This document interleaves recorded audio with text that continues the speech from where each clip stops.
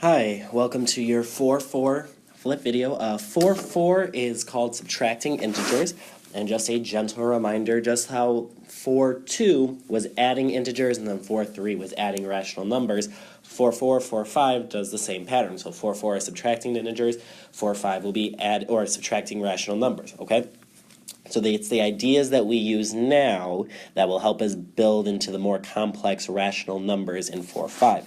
So just a gentle reminder, integers are all of the non-fraction, non-decimal, positive and negative numbers.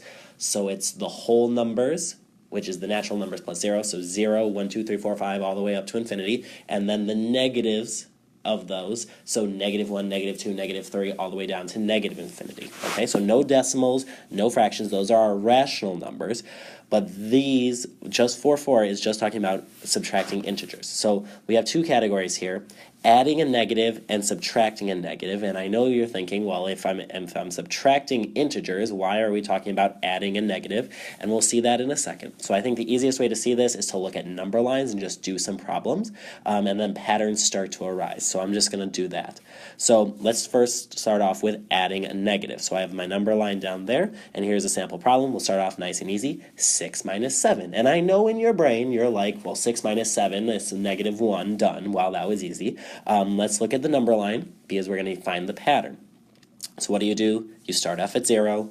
You always start off at 0. You move over to 6 because it's positive 6, and now we're subtracting out 7. So if you subtract out 7, that means you move to the left 7. So where are you? You're at -1. Same thing, okay? So now adding a negative, let's see what happens if I do 6 plus -7. So I changed it from subtracting a positive into adding a negative. So the top line and the bottom line, all I did was I changed that minus sign into a plus sign, and I changed +7 into -7.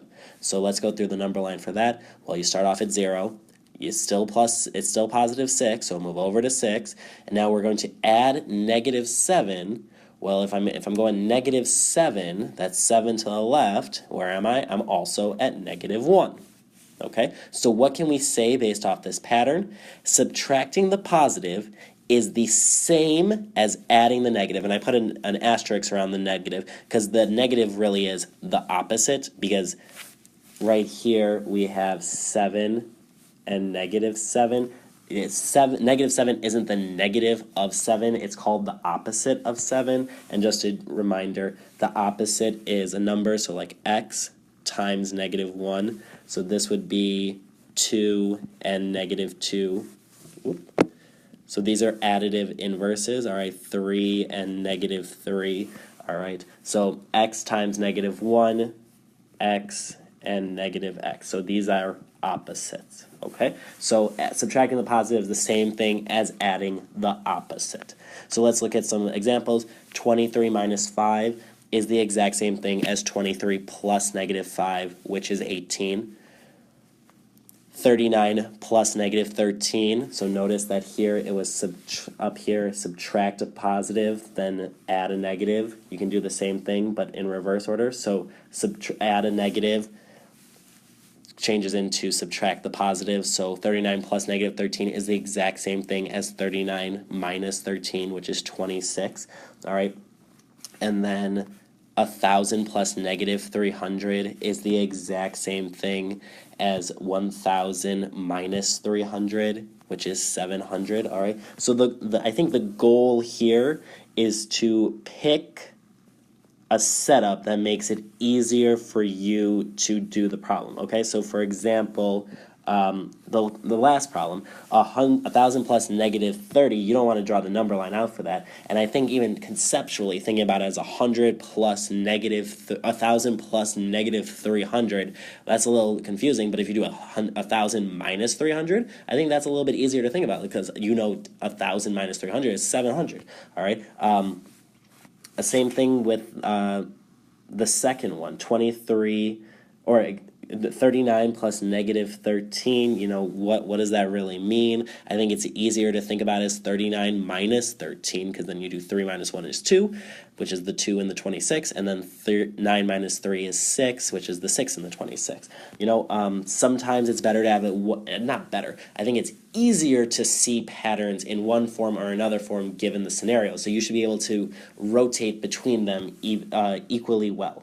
All right, so what does this all mean? The number lines look the exact same for 23 minus 5 and 23 plus negative 5. Same thing for the second one, same thing for the third one. All right, so the number lines for these guys, number lines for these guys look exactly the same. The number lines for these guys look exactly the same, and the number lines for these guys look exactly the same. So it's this repeated pattern. All right, now let's look at subtracting a negative. And this is where a lot of you seem to be caught up right now. So here's my number line. Let's just look at a problem. Let's do negative 7 minus negative 9. So what do? I start off at 0. Now I'm going to negative 7, which is to the left.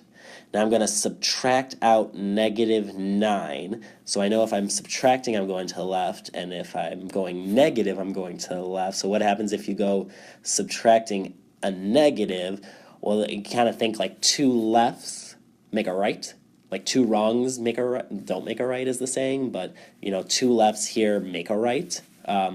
So I'm going to subtract out negative 9. That means I'm going to go to the right 9. I'm going to go to the left, back to back. So that means go to the right. So I'm going to move to the right 9. So where am I? I'm at 2. So negative 7 minus negative 9 is 2. Let's see what happens if I do negative 7 plus 9. So I'm at 0, move over to the left, negative 7. Now if I add 9, add a positive, you go to the right. Where am I? I'm at 2 again, so I'm at 2. All right, so what can we say? Subtracting the negative, so that would be the first case, negative 7 minus negative 9, is the same thing as adding the positive, all right? These two number lines are identical.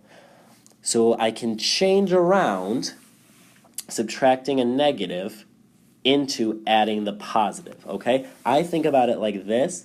If you have a negative sign, so like a 3 minus negative 4, I kind of just think like this symbol up here kind of does, it like moves. It goes tick, tick, tick, tick, tick, tick. And then you have your plus sign. So I couldn't find a cool GIF that shows this how I wanted it to, but that's how I literally think about it. I think some of you might also benefit, so 3 minus negative 4. Two negatives back to back cancel each other out, so that's just 3 plus positive 4. You know, it's the same thing if you want to think about it as the little, it's moving, and then it changes that minus sign into a plus sign. If you want to think about it as canceling each other out, or if you just want to remember that, you know, subtracting the negative is the same as adding the positive, however it makes your brain work, okay? So let's look at some examples. 54 minus negative 6 is the exact same thing as 54 plus 6. So I think in this scenario, 54 plus 6 is more useful than saying 54 minus negative 6, because you can do 54 plus 6 pretty quickly. That's 60. All right, 103 plus 12, 103 minus negative 12, I think 103 plus 12 is more useful, but we need to have that skill. So 103 minus negative 12 is the same thing as 103 plus 12, which is 115.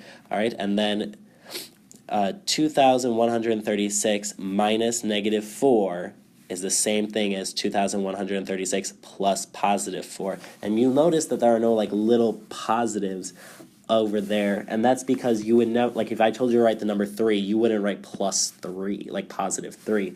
We assume in math that if there's no negative in front of it, it's a positive number. So 2,136 minus negative 4 and 2,136 plus positive 4 is 2,140. Okay, so once again, the number lines for all of these, this number line and this number line look the same. This number line and this number line look the same. This number line and this number line look the same. Okay, so let's look at two problems from your homework really quick. Find the value of the expression 6 minus negative 3. I think this is easier to see conceptually if you rewrite it as 6 plus positive 3, because what's 6 plus 3? 9. So 6 minus negative 3 is 9. All right, see, I told you quick.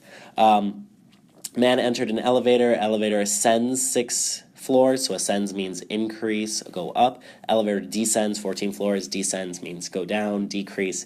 The expression 6 minus 14 gives the man position relative to where he started. Use the number line to model 6 minus 14, describe the man's position relative to where he started. So let's look at the number line first. You start off at 0. You go up 6 floors. You ascend 6 floors, so now I'm at 6. And now I'm dropping down 14 floors, so where am I? It's basically asking you what's the distance difference between where you started and where you ended. So 0, I can write this whole number line as 0 because I started off at 0. I went up 6, so plus 6, and then I went down 14, so I can represent that as plus negative 14, because each time I'm adding a new step. I'm adding 6 floors up. I'm adding 14 floors down. Okay, but let's rewrite this as 6 plus negative 14, and I think conceptually it's better to rewrite it the other way. So I'm going to change that around to 6 minus 14 because I think that's easier to see. 6 minus 14 is a little bit easier to calculate than 6 plus negative 14. But that's just me. If you can do 6 plus negative 14 and that doesn't bother you and you prefer that way, use that way. But 6 minus 14 I can do pretty quickly. That's negative 8. 6 plus negative 14, well, these are the same two equations, just written in different forms. So 6 plus negative 14, also negative 8. So negative 8, that's also where you happen to be at the end of that red arrow, right? You're right there at negative 8. Here, I don't like that dot. Boom. So you're at negative 8, so that was easy. The man is, well, would you put negative 8 or positive 8 here? Well, you would never say you're at the negative 8th floor. You know, you're 8 floors below where you started. Okay, so really what this is saying, what's the absolute value of negative 8? Because I'm at negative 8 on my number line, right? We just added that. We have that point there. But you would never say you're negative 8 floors. There's no negative floors. So this is really asking absolute value. So how do you get from negative 8 to 8? Just a quick refresher on absolute value. What's the distance a number is on the number line? So 1, 2, 3, 4, 5, 6, 7, 8. I'm 8 spots away. You can also just remember that absolute value, you just chop off the negative sign if it's negative. And if it's positive, so like positive 8, you just leave it alone. Get rid of the absolute value signs. Okay, so we're 8 floors below. That word below represents that negative portion of the absolute value of negative 8. That's why they have that sentence. That's why they have that negative there. So you're 8 floors below where you started. Okay, let me know if you have any questions.